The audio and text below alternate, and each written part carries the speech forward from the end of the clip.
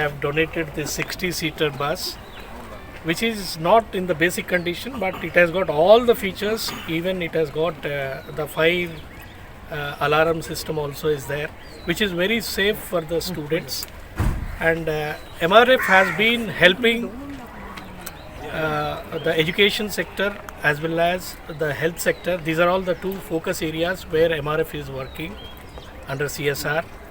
And MRF never thought that industry is aloof and industry is separate from the society. We always feel that we are part of the society, and the company always feels that the upliftment of the society only can have a better future for the country, right? So as part of CSR, these two main focus areas where we are working, and we are helping.